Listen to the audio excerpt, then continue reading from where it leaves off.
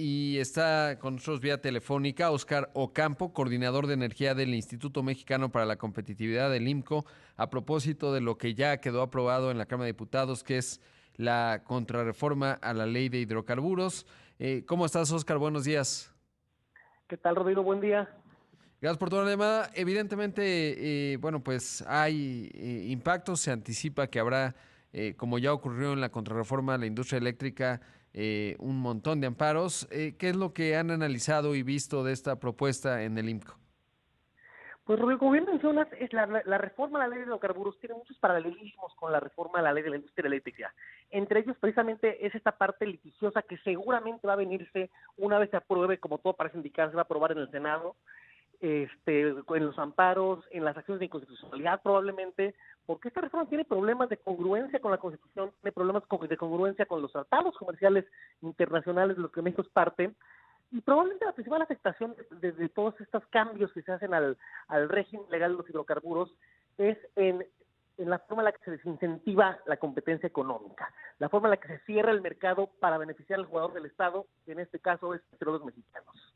Claro. Ahora, ¿cuál es el dato en términos de lo que ya hoy significa el sector privado en materia de hidrocarburos en México para tratar de dimensionar cuál pudiera ser el impacto en términos de precios? Por ejemplo, advertía la Comisión Federal de Competencia Económica que esto podría tener un impacto en el precio de los hidrocarburos, que en este 2021 han estado bastante altos, es lo que explica la inflación de 4.6% tasa anual. ¿Qué participación tiene el sector privado hoy por hoy en los hidrocarburos en México?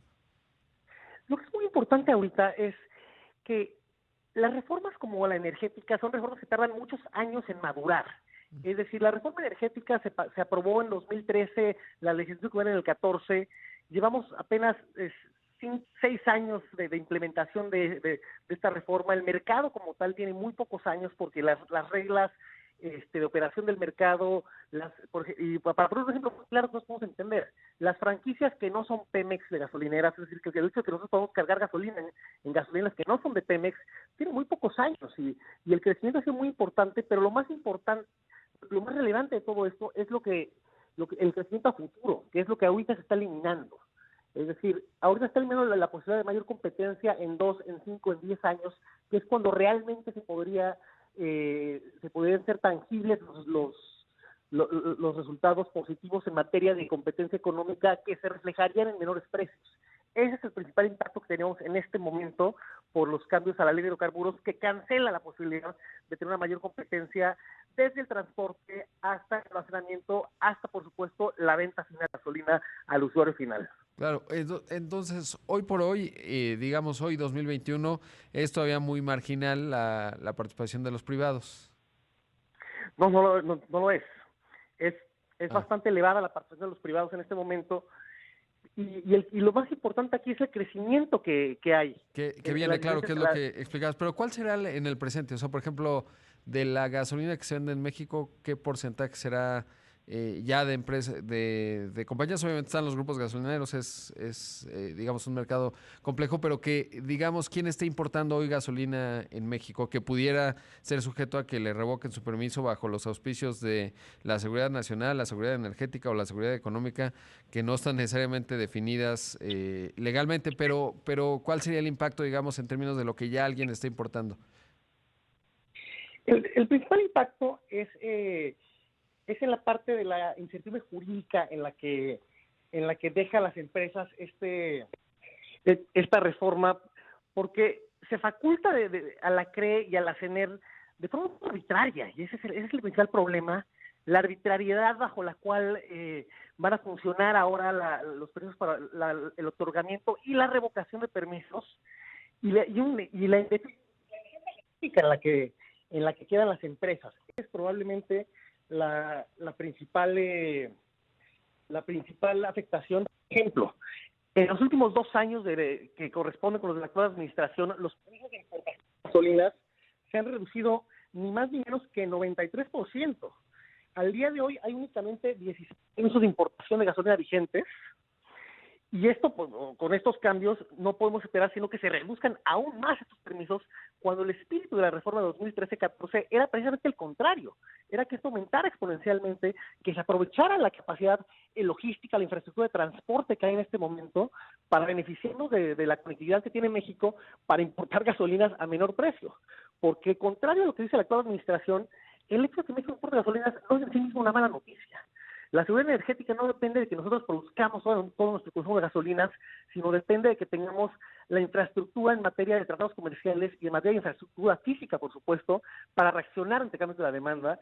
Y esa, en buena medida, el espíritu de la reforma, y ese es esto es algo que se acepta de forma muy negativa con los cambios que se aprobaron esta madrugada en la Cámara de Diputados.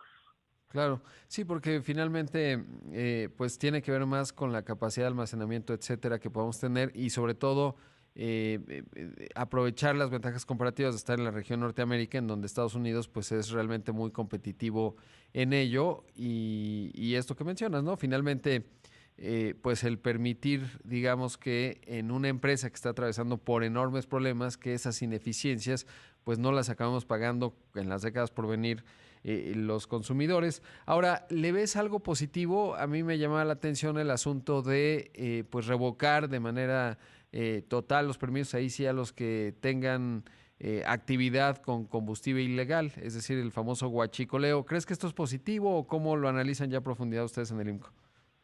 Bueno, yo creo que todos coincidimos en que el combate al robo de combustibles, al famoso huachicole, es algo positivo, pero cabe preguntarse si este es el mecanismo para combatir el huachicole. Es decir, hace un tiempo hubo ya una reforma en la cual se tipificó como un delito grave Exacto. el famoso huachicoleo, y no queda claro que esto vaya a tener un impacto significativo en el combate al Sí, huachicol. o sea, uno Y lo pensaría que que- más que te revocan el permiso, estás en la cárcel, ¿no? Si Exactamente, tuviste, o sea, si eso eres el ya dueño está en otras leyes. de una compañía que está comprando combustible ilegal, pues lo que acaba es que todos los directivos y todos los que participan de esa actividad, pues te acaban en la cárcel, ¿no? Más que les revoquen el permiso, que sería pues la última de las consecuencias. Exactamente, exactamente, y como te menciono, eso ya está tipificado como delito grave, es decir, no queda claro que esto cambie el sentido, que cambie la ruta para combatir el huachicoleo, sino se antoja más bien como un cambio un tanto cosmético a la legislación, es decir, el espíritu de esta ley va más bien no tanto por el combate al robo de combustibles, sino más bien por cerrar el mercado de distribución, de almacenamiento, de importaciones, de expendio a la competencia para beneficiar a petróleos mexicanos. Ahora, el presidente ha dicho, bueno, pues en sus múltiples conferencias de prensa, de repente manda la señal que esto más bien es una forma de tener una palanca de negociación, más que un afán de cancelar, digamos, y revocar todos los permisos. ¿Cómo lo analizan en el IMCO desde esta óptica? Evidentemente, legalmente, pues ahí está la posibilidad de que esto ocurra, pero ¿qué tanto analizan ustedes que esto va a ser inmediato, que más bien esto como vimos con los ductos, ¿te acuerdas de la CFE cuando se negoció y tal? Que más bien se reacomodaron los números, pero quedó igual o peor. ¿Cómo ven esto? ¿Es más bien estrategia para negociar o si es una intención clara de revocar? La estrategia de los ductos le costó al Estado mexicano 6,000 millones, Sí, sí. pero eso es un presente muy importante a aquella negociación de 2019. Y es una lectura más política, acaso, pero que es muy importante, y es muy importante para la ley de hidrocarburos y también para la misma ley de la industria eléctrica, que no queda claro si al final del día se vaya a sentar en la mesa en Palacio Nacional a los jugadores por un lado del mercado de generación eléctrica y ahora en el mercado de los hidrocarburos, a negociar los términos y condiciones de su participación en el mercado.